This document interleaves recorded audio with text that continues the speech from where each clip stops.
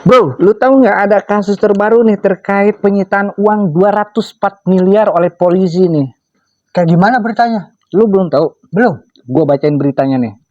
Jadi beritanya kayak gini, bro. Polri berhasil mengungkap kasus pembobolan rekening dorman nih dengan nilai fantastis mencapai Rp 204 miliar.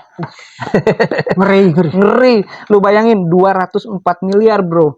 Nih ngomong-ngomong, lu udah pernah megang duit miliaran rupiah belum? Cuma buat megang doang sih gue pernah. Pernah? Di mana? Di mimpi. Jadi uang tersebut disita oleh Barreskrim Polri dalam operasi besar terkait tindak pidana perbankan, ITE, serta pencucian uang TPPU. Seperti itu, bro. Jadi dari hasil penyelidikan nih, terungkap ada 9 tersangka yang terlibat, bahkan 2 diantaranya ternyata juga terlibat dalam kasus pembunuhan. Seperti itu, bro. Nah, kasus ini menjadi perhatian publik karena bukan hanya melibatkan jumlah uang yang sangat besar, bro, tetapi juga jaringan kejahatan terorganisir lintas sektor. Seperti itu, bro, pemberitanya. Berarti uang tersebut ada kaitannya sama kasus pembunuhan kaca BRI yang di Jakarta itu, bro? Benar sekali, bro. Jadi duit 204 miliar ini ada kaitannya dengan kasus pembunuhan kaca BRI yang ada di Jakarta itu. Kayak gitu, bro. Juga terkait rekening dorman nih. Oh, dorman. Iya. Lo tahu rekening dorman? Tahu lah. Gimana? Itu rekening Pak Dorman yang di bawah.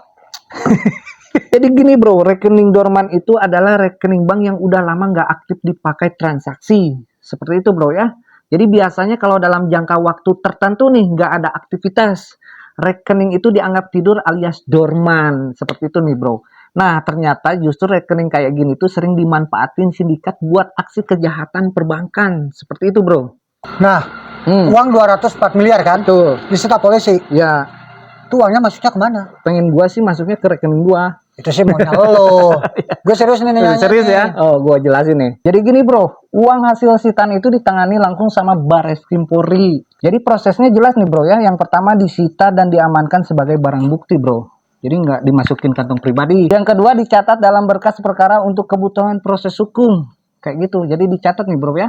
Yang ketiganya, kalau nanti pengadilan sudah diputus nih, uangnya bisa dirampas untuk negara sesuai amar putusan hakim. Jadi dalam kasus ini, bro, si pelaku juga dikenain pasal-pasal berlapis, mulai dari tindak pidana perbankan, undang-undang ITE, sampai tindak pidana pencucian uang atau TPPU. Seperti itu.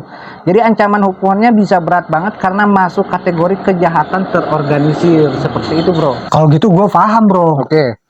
Jadi intinya rekening dorman itu rawan disalahgunakan, bro. Betul. Dan kalau hasil kejahatan udah disita, uangnya milik negara dong. Betul. Nah, buat kalian hati-hati, selalu awasi rekening kalian. Jangan sampai rekening kalian disalahgunakan.